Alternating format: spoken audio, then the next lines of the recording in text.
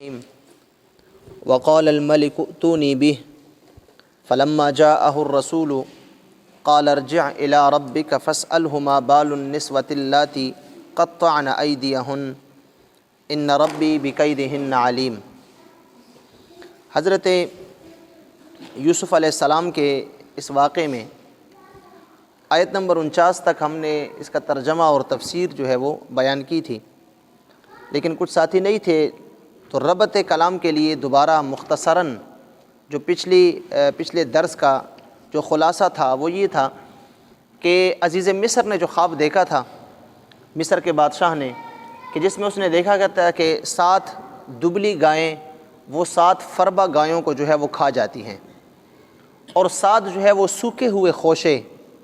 وہ جو ہے وہ 7 ہرے بھرے اور سرسبز جو ہے وہ خوشوں پہ غالب آ جاتے ہیں۔ یہ بادشاہ نے، مصر کے بادشاہ نے یہ خواب دیکھا تو اس نے اپنے نجومیوں کو اس وقت کے اعتبار سے جو خواب کے معبرین تھے ان کو جمع کیا، اور بادشاہ نے اپنا خواب جب سامنے رکھا تو ہم نے پڑھا تھا کہ سب نے یہ جواب دیا کہ اضغاث و احلام، یہ تو فضول قسم کی خوابیں ہیں، ایسے خوابوں کا کوئی معنی اور کوئی جو ہے مطلب نہیں ہوا کرتا، یہ فضول قسم کی خوابیں ہیں۔ لیکن چونکہ بادشاہ کے دل میں کھٹکا تھا کہ نہیں فضول خواب کیسے ہو سکتے، تو بڑی عجیب قسم کے خواب ہے کہ سمندر سے جو ہے وہ 7 موٹی گائیں نکلی فربا، اور 7 پتلی گائیں نکلی، اور پتلی گائیں انہوں نے 7 موٹی گایوں کو کھا لیا۔ یہ کوئی عجیب قسم کا جو ہے وہ خواب ہے، لیکن اس کی تعبیر ضرور ہوگی۔ خیر، بادشاہ کا جو ساقی تھا جو اس کو شراب پلایا کرتا تھا، یہ وہی شخص تھا جو حضرت یوسف علیہ السلام کے ساتھ جیل میں ان کا قیدی بھی تھا، اور یوسف علیہ السلام نے ہی اسے جو ہے وہ جیل سے رہا ہونے کی اور اس پہ جو الزام لگا تھا اس سے بری ہونے کی خوشخبری سنائی تھی۔ تو حضرت یوسف علیہ السلام سے بچھڑے ہوئے اس شخص کو بھی 3 سے 4 سال گزر چکے تھے۔ تو جب بادشاہ نے یہ خواب بیان کیا اور نجومیوں نے لاجواب کر دیا تو اس شخص کو حضرت یوسف علیہ السلام یاد آئے کہ اوہو، جیل میں تو میرا ایک ساتھی تھا حضرت یوسف اس کا نام تھا، وہ خوابوں کی تعبیر بڑے صحیح بتایا کرتے تھے، اور انہوں نے مجھے کہا بھی تھا کہ مصر کے بادشاہ کے سامنے میرا ذکر کرنا، وہ تو مجھے بھول ہی گئے ہیں لیکن مجھ سے بھول گیا تھا۔ بہرکیف اس نے بادشاہ کو بتایا کہ اس طرح جیل میں ایک شخص ہے اور وہ خوابوں کی تعبیر بڑے اچھی طرح جو ہے وہ بتاتا ہے۔ اب اس نے حضرت یوسف علیہ السلام کا نام نہیں لیا کہ وہ یوسف تھا۔ خیر، بادشاہ نے جو ہے اسے بھیجا کہ جا اور تو جا کے جو ہے وہ جا کے اس شخص سے معلومات کر کے آ کے جو میری خواب ہے اس کی تعبیر ہو سکتی ہے۔ خیر، وہ ساقی جب آیا اور اس نے حضرت یوسف علیہ السلام سے ملاقات کی اور یوسف علیہ السلام سے عذر اور معذرت بھی کی کہ میں آپ کا پیغام جو ہے وہ بادشاہ کو دینا بھول گیا تھا، اس میں کافی عرصہ گزر گیا، لیکن اب مسئلہ یہ ہے کہ بادشاہ نے ایک خواب دیکھا ہے اور نجومیوں نے اس خواب کو جو ہے وہ فضول خواب قرار دے دیا ہے، تو میں آپ کے پاس آیا ہوں کہ اب بادشاہ نے جو خواب دیکھا ہے اس کی تعبیر کیا ہے یا نہیں، ان نجومیوں کی بات صحیح ہے۔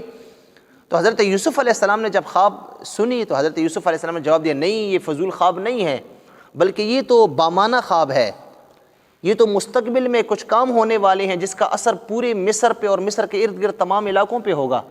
تو یہ تو بڑا بامانہ خواب ہے۔ اس نے کہا جی آپ بتائیے خواب کی تعبیر کیا ہے؟ تو حضرت یوسف علیہ السلام نے تعبیر جو بتائی تھی ہم نے پچھلے درس میں وہ پڑھی تھی، تو حضرت یوسف علیہ السلام نے فرمایا کہ اس کی تعبیر یہ ہے، جو 7 موٹی گائیں اور فربا گائیں دیکھی ہیں جو سمندر سے نکلی ہیں، یہ 7 گائیں یہ اشارہ ہے 7 سالوں کی طرف، کہ آنے والے جو 7 سال ہیں ان 7 سالوں میں آپ پہ بارشیں بھی برسیں گی، آپ کی جو فصل ہے جو زراعت ہے، یعنی مصر کی اس وقت جو ہے وہ مصر کی ساری معیشت کا انحصار ان کی زراعت پہ تھا، اور مصر آج بھی بڑا سرسبز و شاداب علاقہ ہے، وہاں کی زراعت جو ہے وہ ایک زرعی ملک ہے، اور اس وقت زمانے میں بھی تقریباً مصر اور اس کے ارد گرد جتنے بھی علاقے تھے بڑے بڑے ملک تھے، ان تمام کو غلہ جو ہے وہ مصر سے ہی جو ہے وہ بھیجا جایا کرتا تھا، مصر ہی اس زمانے میں بھی غلہ جو ہے ایکسپورٹ کرتا تھا تمام جو ہے وہ نزدیک علاقوں کو۔ تو یوسف علیہ السلام نے تعبیر دی کہ وہ 7 موٹی جو گائیں ہیں ان سے مراد آنے والے 7 سال ہیں، 7 سالوں میں آپ پہ بارشیں بھی برسیں گی اور خوب جو ہے غلہ جو ہے وہ زمین پیداوار ہوگی اور غلہ پیدا ہوگا، اور پھر جو 7 دبلی گائیں تم لوگوں نے دیکھی ہیں بادشاہ نے، اور پھر 7 خوشے جو دیکھے ہیں جو کہ سوکھے خوشے ہیں اور وہ جو ہے وہ فربا اور جو ہے سرسبز خوشوں پہ غالب آ گئے ہیں، تو اس سے مراد یہ ہے کہ اگلے جو 7 سال ہیں، پھر اس کے بعد جو اگلے 7 سال آئیں گے ان میں پھر آپ پہ بارشیں نہیں ہوں گے، پورے 7 سال تک قحط ہوگا مصر میں، اور بالکل بارشیں نہیں ہوں گی، پانی بالکل ختم ہو جائے گا، اور جو زراعت ہے یہ ختم ہو جائے گی، مطلب زراعت بالکل ختم ہونے کے قریب آ جائے گی، اور یہ مصر پہ بڑا کڑا وقت ہوگا، معیشت بہت جو ہے نیچے چلی جائے گی۔ یہ تعبیر ہے خواب کی، یہ بادشاہ کو بتا دینا کہ خواب کی تعبیر یہ کہ آئندہ 7 سال آپ کا خوب غلہ ہوگا، 7 سال تک آپ کے معاملات بالکل درست ہوں گے، اور اس سے اگلے 7 سال پھر آپ پہ بڑے سخت گزریں گے، آپ پہ قحط ہوگا اور پورے مصر میں جو ہے بارشیں نہیں ہوں گی، اور ارد گرد کے تمام علاقوں میں 7 سال تک بارشیں نہیں ہوں گی، بڑا سخت مسئلہ ہوگا۔ اب جب یوسف علیہ السلام نے تعبیر بیان کر دی تو تعبیر کے ساتھ ہی حضرت یوسف علیہ السلام نے یہ بھی ارشاد فرمایا کہ میں تمہیں اس سے بچنے کا طریقہ بھی بتا سکتا ہوں۔ جو 7 سال تم پہ سخت آئیں گے نا قحط کے،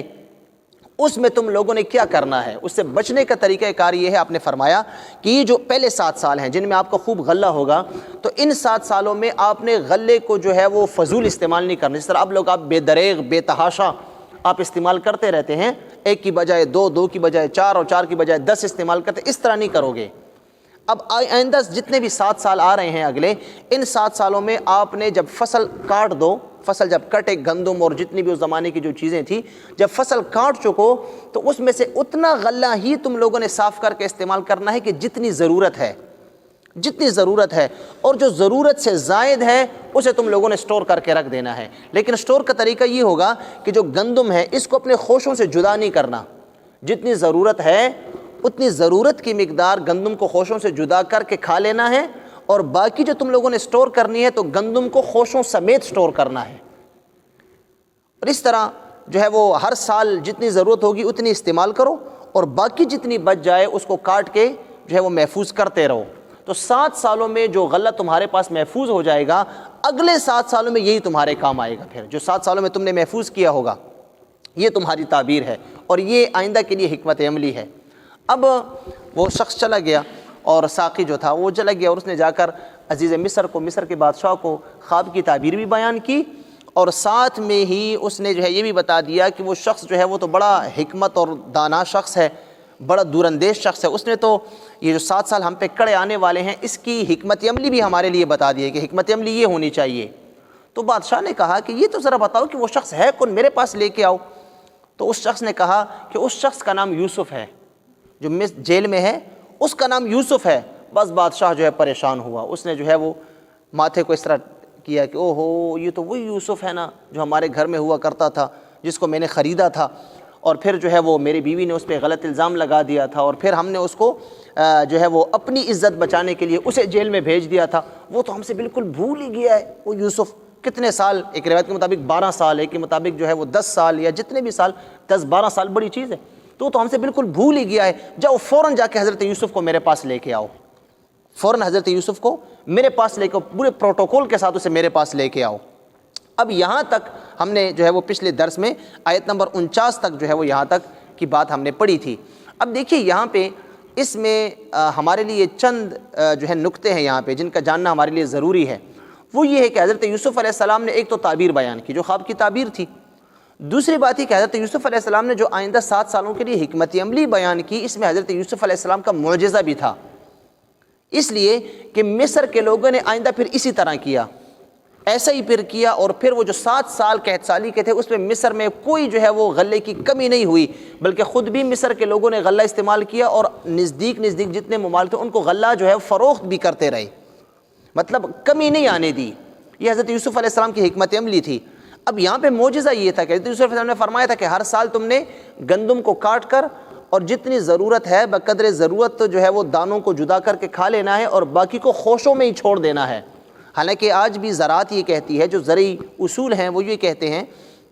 کہ گندم جب اپنے خوشے میں ہی اس کو چھوڑ دیا جائے، سٹور کر دیا تو وہ خراب ہو جاتی ہے، خراب ہو جاتی ہے، مطلب کہ وہ ایکسپائر ہو جاتی ہے، وہ پڑی اب 7 سال ہیں، اب جو پہلے سال جو گندم کٹی ہے 7 سالوں تک وہ ایک سٹور میں پڑی رہے تو یقیناً اس نے تو خراب ہونا ہے۔ ہمارے یہاں پہ تو گندم جب خوشوں سے جدا ہو جاتی ہے، بالکل خوشوں سے جدا ہونے کے باوجود اگر اسے اپنی جو ہے وہ وقت سے زیادہ اس کو سٹور کر کیا جائے اور اس کے لیے کچھ حکمت عملی، کوئی دوائی وغیرہ، کوئی کیمیکل نہ رکھا جائے تو گندم خراب ہو جاتی ہے۔ حالانکہ بارشیں بھی ہیں، موسمی تغیرات بھی ہیں، گرمی سردی بھی ہے، لیکن حضرت یوسف علیہ السلام نے کہا تھا کہ گندم خوشوں کے اندر ہی رہے، خوشوں سے اس کو جدا نہیں کرنا، اس کو اندر ہی رہنے دینا ہے۔ یہ حضرت یوسف علیہ السلام کا گفت تھا کہ اگر میرے گفت پہ تم لوگ عمل کرو گے میرے کہنے کے مطابق تو وہ گندم جو ہے وہ خراب نہیں ہوگی۔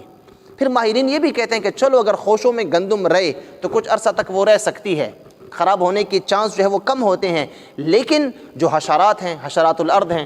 جیسے سب سے زیادہ جو ہے وہ غلے کو نقصان پہنچانے والی چیز وہ چوہا ہے، کیڑے مکوڑے ہیں، حشرات ہیں، ان سے پھر غلے کو کون بچائے گا؟ چلے دوائیاں ڈال کے تو انسان گندم کو خراب ہونے سے تو بچا سکتا ہے، لیکن ان کیڑوں مکوڑوں سے، ان حشرات الارض چوہوں سے جو ہے وہ کون بچائے گا؟ تو حضرت یوسف علیہ السلام کا گفت تھا کہ تم لوگوں نے ایسا کرنا ہے۔ بعد میں حضرت یوسف علیہ السلام کا گفت تھا، بطور معجزہ یہ پورا ہوا کہ وہ گندم پڑی رہی، اس کا ایک دانہ بھی خراب نہیں ہوا، اور نہ حشرات الارض نے اس کو کوئی نقصان پہنچایا۔ یہ حضرت یوسف علیہ السلام کا معجزہ تھا، آپ کا گفت تھا، آپ نے اس طرح کہا۔ خیر بہر کیف جو ہے وہ ساقی آیا اور اس نے بادشاہ کو یہ کہا، بادشاہ نے کہا جاؤ جاؤ فوراً، حضرت یوسف تو بے گناہ ہیں۔ اور میں نے آپ سے یہ بھی عرض کی تھی کہ حضرت یوسف علیہ السلام اس لیے ان سے بھول بھال گئے تھے کہ آپ پہ کوئی کیس ہی نہیں تھا۔ جب ایک مجرم جیل جاتا ہے اس پہ کوئی کیس ہوتا ہے نا، تو کیس اس کا ساتھ جیل چلا جاتا ہے، وہ کیس وہاں پہ جو ہے وہ جیلر کے پاس ہوتا ہے، پورا ریکارڈ اس کا پڑا ہوتا ہے، اس میں ہر ایک قیدی کا پورے ڈیٹا جو ہے وہ محفوظ ہوتا ہے کہ اس قیدی نے 2 سال رہنے ہیں، اس نے 4 سال رہنے ہیں، اس نے 5 سال رہنے ہیں، یہ قید بامشقت ہے نہیں ہے، کس قسم کی قید ہوگی، اس کو کس بیرک میں رکھا جائے گا، وغیرہ وغیرہ۔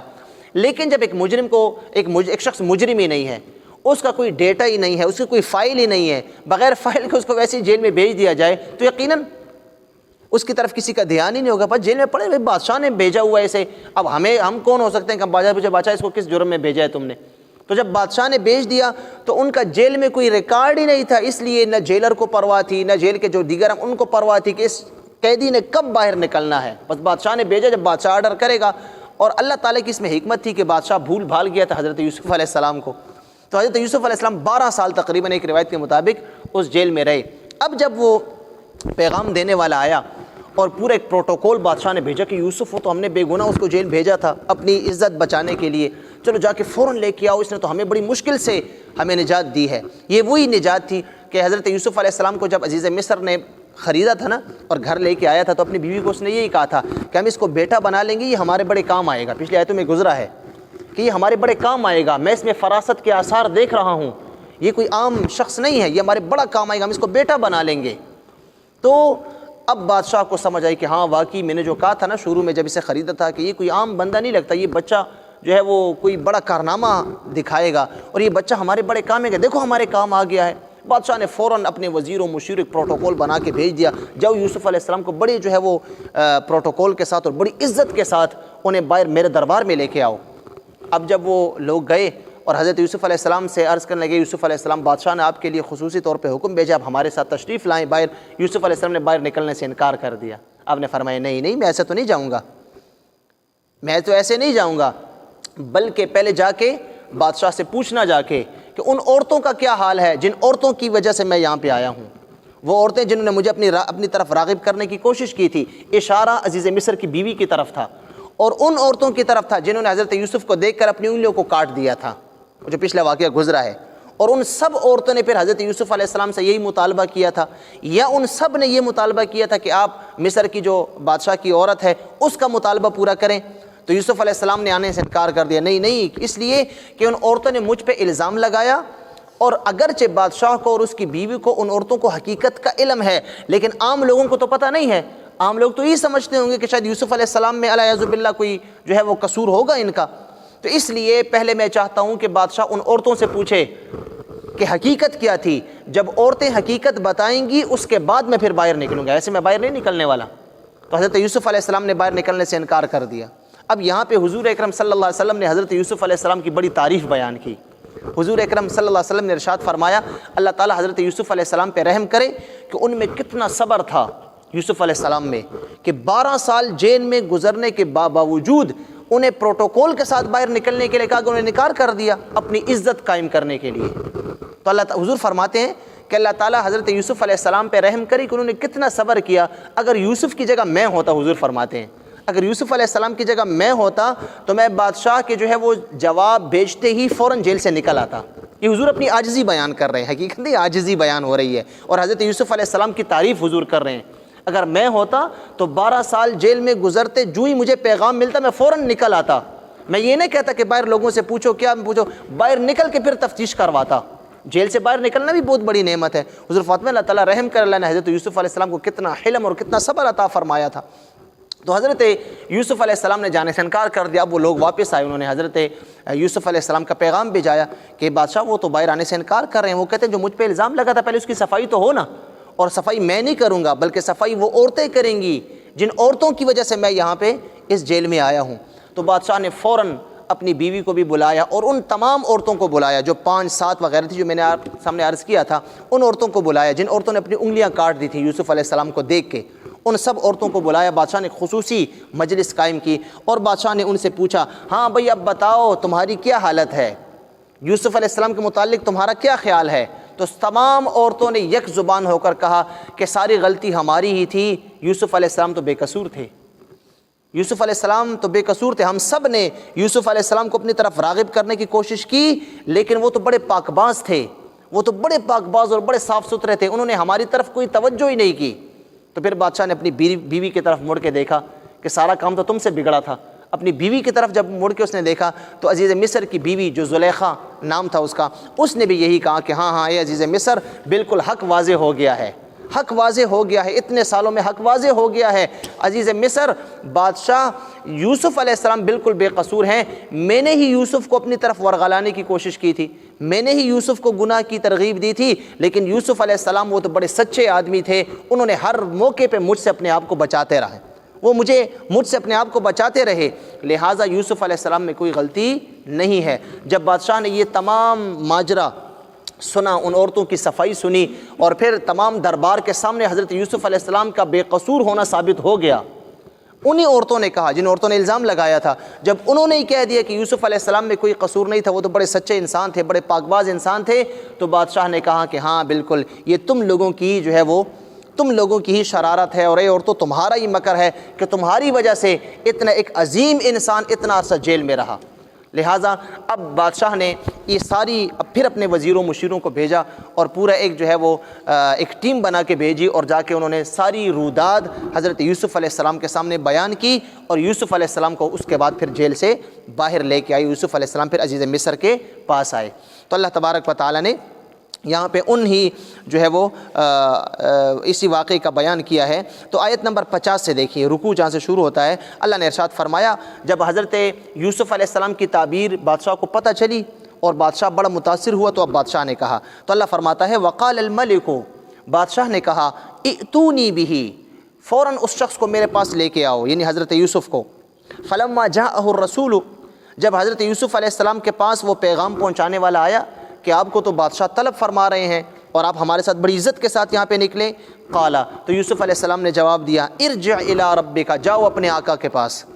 جاؤ اپنے بادشاہ کے پاس جاؤ, میں نہیں نکلنے والا. فاسألہ, اور بادشاہ سے پہلے جا کے پوچھو, سوال کرو, ما بال النسوۃ اللاتی, ان عورتوں کی کیا حالت ہے, وہ عورتیں کیا کہہ رہی ہیں, قطعن ایدیہن, جنہوں نے اپنے ہاتھوں کو کاٹ دیا تھا مجھے دیکھ کر, ان ربی, بے شک میرا رب جو ہے, بکیدہن علیم, ان عورتوں کے مکر کو خوب جاننے والا ہے. کہ ساری غلطی ان عورتوں کی تھی. قالا, اب بادشاہ نے ان تمام عورتوں کو بلایا تو بادشاہ نے ان سب کو بلا کر خطاب کیا. قالا, تو بادشاہ نے کہا ما خطبکن, اے عورتوں تمہاری کیا حالت ہے, تم کیا کہتی ہو, اذ راوتن یوسف عن نفسہ, جب تم سب نے یوسف علیہ السلام کو ورغلانے کی کوشش کی اور یوسف علیہ السلام کو اپنی طرف راغب کرنے کی کوشش کی, بتاؤ حالت کیا تھی, اس وقت کیا حال تھا, سچ سچ بتانا. قلنا, تمام عورتوں نے یک زبان ہو کر کہا حاشا للہ, ہمیں اللہ کی ذات کی قسم ہے, ما علمنا علیہ من سوء, ہم نے یوسف علیہ السلام میں ذرہ برابر برائی نہیں دیکھی. یوسف علیہ السلام میں ہم نے ذرہ برابر, من سوء, عربی زبان میں عربی لغت کے اعتبار سے گرامر کے حساب سے من سوء کا معنی یہ ہے کہ تھوڑی سی بھی برائی, جب کہتے ہیں برائی کا شائبہ, یعنی ہم یہ کہہ سکتے ہیں کہ یوسف علیہ السلام کے دل میں بھی نہیں گزرا ہوگا کہ وہ ہماری جو ہے وہ اس خواہش کو پورا کریں. تو من سوء, ہم نے یوسف علیہ السلام میں تھوڑی سی بھی وہ برائی کا شائبہ تک نہیں دیکھا. اب ان عورتوں نے بیان کر دیا. بادشاہ اپنی بیوی کی طرف متوجہ ہوا. قالت امرأۃ العزیز الآن, قالت امرأۃ العزیز, تو بادشاہ کی بیوی نے آخر میں پھر کہا الآن حصحص الحق, اب حق ظاہر ہو گیا, اب حق ظاہر ہو گیا ہے. اب تک تو ہم چھپاتی رہیں, لوگوں کو حضرت یوسف علیہ السلام کے خلاف ورغلاتی رہیں اور لوگوں کو یہی کہتی رہیں کہ یوسف علیہ السلام میں یہ قصور تھا. لیکن اب چونکہ حق ظاہر ہو گیا ہے، اب ساری عورتیں ایک کہہ رہی ہیں اگر میں اب بھی وہی پرانا بیان دوں گی تو لوگ سب مجھے جھوٹا کہیں گے. اچھا تو ایک عورت سچی اور باقی ساری جھوٹی ہیں. تو عزیز مصر کی بیوی بھی مجبور تھی، اس نے کہا الآن حصحص الحق، اب حق ظاہر ہو گیا. انا راودتہ عن نفسہ، دیکھیں اب خود اقرار جرم کر رہی ہے، اعتراف جرم ہے. انا راودتہ عن نفسہ، بے شک میں نے ہی یوسف علیہ السلام کو ورغلانے کی کوشش کی تھی، میں نے ہی یوسف علیہ السلام کو گناہ کی دعوت دی تھی. وَإِنَّهُ لَمِنَ الصَّادِقِينَ، وہ تو ہمیشہ سچوں میں سے تھا. یوسف علیہ السلام تو سچے تھے، ان میں کچھ بھی نہیں تھا. اب اللہ تعالیٰ فرماتا ہے ذَلِكَ لِيَعْلَمَ أَنِّي لَمْ أَخُنْهُ بِالْغَيْبِ. اب یوسف علیہ السلام کے پاس جب لوگ گئے نا واپس اور یہ ساری روداد بیان کی، اے یوسف علیہ السلام ان عورتوں نے تو آپ کے حق میں بڑی اچھی باتیں کی ہیں، اور عزیز مصر کی بیوی نے بھی اپنا جرم قبول کر لیا، اعتراف جرم کر لیا ہے اور آپ کی بے گناہی ثابت کر دی ہے. تو یوسف علیہ السلام نے کہا کہ ہاں یہی بات تھی، میں اسی پوائنٹ پہ تم سب کو لانا چاہتا تھا، میں یہی چاہتا تھا تاکہ میں اپنی صفائی خود بیان نہ کروں. ہو سکتا ہے میں جیل سے نکلوں اور لوگ کہیں کہ چلو ٹھیک ہے بس بادشاہ نے معاف کر دیا ہے، واقعی میں مجرم تھا. نہیں، میں یہ چاہتا تھا کہ جو لوگ مجھے جیل بھیجوانے کے جو ہے وہ ذمہ دار تھے وہی میری صفائی بیان کریں. ذالک، اسی وجہ سے یہ سارا معاملہ میں نے کروایا، اسی وجہ سے سارے بیانات میں نے اگلوائے. یوسف علیہ السلام نے کہا لیعلم، تاکہ بادشاہ جان لے، عزیز مصر جان لے، اس لیے کہ بادشاہ کے مجھ پہ بڑے احسانات ہیں. انہوں نے مجھے بازار سے خریدا اور مجھے جو ہے وہ شہزادوں جیسے مجھے سہولیات اپنے گھر میں عطا کی، بلکہ مجھے اپنا بیٹا سمجھ کے وہ پالنے لگا. انہوں نے بڑا خیال رکھا، مجھے انہوں نے غلام کی حیثیت نہیں دی اور نہ مجھے غلام کر کے انہوں نے دیکھا. اب اگر میں ہی ان کی جو ہے عزت پہ ہاتھ ڈالتا اور میں ہی ان کے ساتھ خیانت کرتا، یہ تو بڑی بری بات تھی پھر. تو میں نے یہ سارا کچھ اس لیے کرایا لیعلم، تاکہ مصر کا بادشاہ جان لے انی لم اخنہ بالغیب، کہ میں نے اس کی عدم موجودگی میں، اس کے پس پشت اس کی امانت میں خیانت نہیں کی، میں نے بادشاہ کی امانت میں خیانت نہیں کی. وَأَنَّ اللَّهَ، اب دیکھیے یہ کیوں یوسف علیہ السلام یہ صفائی بیان کر، اس میں انسانی فطرت کا تقاضا ہے. انسانی فطرت یہ ہے، بادشاہ کو تو شروع دن سے ہی پتہ چل گیا تھا، ہم نے شروع میں عرض کیا تھا، جو ہی بادشاہ ان کے دروازے پہ آیا اور زلیخا اور یوسف علیہ السلام دونوں دروازے سے باہر نکلے تو اسی وقت وہ بچے نے گواہی بھی دے دی تھی. یوسف علیہ السلام کا کرتا بھی پیچھے سے پھٹا ہوا تھا، آگے سے تو نہیں پھٹا تھا. تو یہ تمام دلائل اس بات پہ موجود تھے کہ قصوروار عزیز مصر کی بیوی ہے. اور وہاں پہ ہم نے کہا تھا کہ اللہ نے وہاں پہ بھی فرمایا کہ عزیز مصر نے اپنی بیوی سے کہا تھا کہ انہو من کیدکن، یہ تمہارا ہی مکر ہے. یوسف علیہ السلام پاک ہیں. اور پھر یوسف علیہ السلام سے بادشاہ نے خود کہا تھا اعرض عن ھذا، یوسف علیہ السلام چھوڑ دو اس معاملے کو، مجھے پتہ ہے کہ تم بے قصور ہو، چھوڑ دو. لیکن پھر بھی انسانی فطرت یہ ہے، یوسف علیہ السلام یہ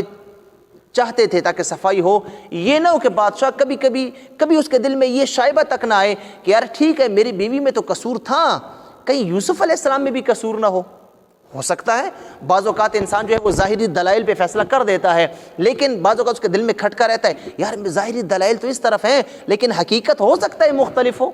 ٹھیک ہے میری بیوی میں تو غلطی تھی لیکن کہیں یوسف میں بھی یہ چاہت نہ ہو. تو حضرت یوسف علیہ السلام نے اس لیے بادشاہ کے دل میں اگر وسوسہ گزرا ہو کہیں بھی تو یوسف علیہ السلام نے اس وسوسے کو دور کرنے کے لیے یہ ساری جو کاروائی کروائی. تو یوسف علیہ السلام نے فرمایا لم اخنہ بالغیب، تاکہ بادشاہ جان لے کہ میں نے اس کی عدم موجودگی میں کبھی بھی اس کے پس پشت اس کی عزت پہ میں نے ہاتھ نہیں ڈالا.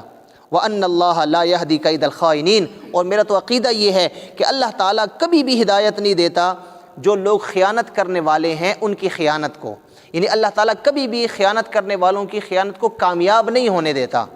اگر میں واقعی خائن ہوتا تو اللہ تعالیٰ مجھے ظاہر کر دیتا، لیکن میں چونکہ خیانت کرنے والا نہیں ہوں، کیونکہ میرا عقیدہ ہے کہ بے شک اللہ جو ہے وہ خیانت کرنے والوں کو کبھی بھی ہدایت نہیں دیتا، اور میں تو اللہ کا نبی ہوں اور اللہ کا نبی کبھی بھی اللہ کی نافرمانی نہیں کرتا. اللہ تعالیٰ ہم سب کو سمجھنے اور عمل کرنے کی توفیق عطا فرمائے. اللہم ربنا آتنا فی الدنیا حسنہ وفی الآخرۃ حسنہ وقنا عذاب النار وادخلنا الجنة مع الابرار یا عزیز یا غفار یا رب العالمین. انت ولینا فی الدنیا والآخرہ، توفنا مسلمین والحقنا بالصالحین برحمتک.